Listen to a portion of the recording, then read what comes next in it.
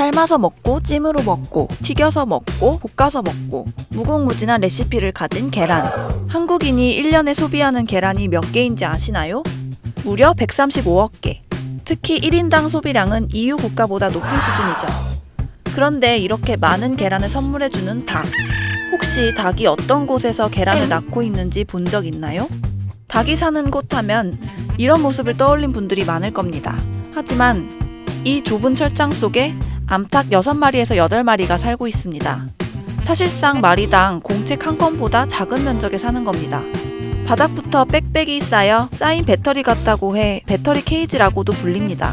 암탉이 하는 건 사료 먹고 계란 낳는 것뿐. 살고 있다라는 표현보다는 계란을 찍어낸다는 표현이 어울리는 곳입니다. 제2차 세계대전 이후 미국에서 처음 사용된 이 사육 방식은 적은 비용으로 많은 닭을 키울 수 있어 세계 곳곳으로 퍼져 가장 흔한 방식이 됐습니다. 이 때문에 1980년대 이후 한국에선 마당을 뛰노는 닭은 보기 힘들어졌죠. 단순한 움직임조차 힘든 이곳에서 닭은 점점 비정상적으로 약해졌습니다. 병에 걸려도 스스로 회복할 수 없고 스트레스 때문에 서로를 쪼개까지 합니다. 그렇게 수십 년 동안 배터리 케이지 사육 방식이 이어지면서 국내에선 부작용이 끊임없이 나타났고 동물 학대라는 비판이 쏟아졌습니다. 그럼에도 불구하고 배터리 케이지의 높은 생산성 때문에 우리는 이를 외면할 수밖에 없었죠. 대체 왜 우리가 생각하는 이런 이상적인 환경에서 닭을 키울 수 없는 걸까요? 닭 목장 확보를 위해서 농가의 부담이 커질 수 있는 자유롭게 움직이다 보니 관리에서도 어려움들이 발생을 할 수가 있습니다. 단점도 있는 것이 사실입니다. 최근 국내 한 기업에서 고민 끝에 새 방식을 도입했습니다. 바로 유럽식 개방형 개사 방식. 모아놓고 키우되 감금하지 않고 풀어놓습니다.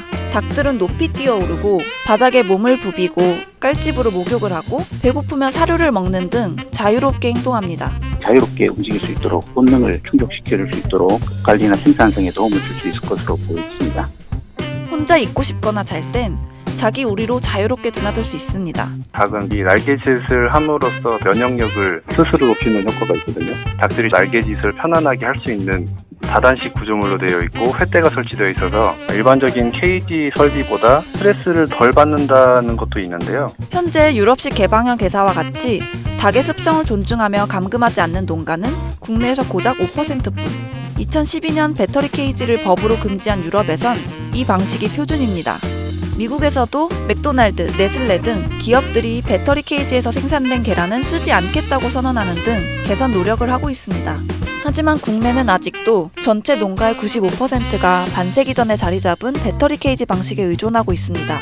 평생 우리에 갇혀 스트레스를 받는 닭, 그런 닭이 낳은 계란을 주로 먹고 있는 대한민국. 이제는 조금씩 달라져야 하지 않을까요?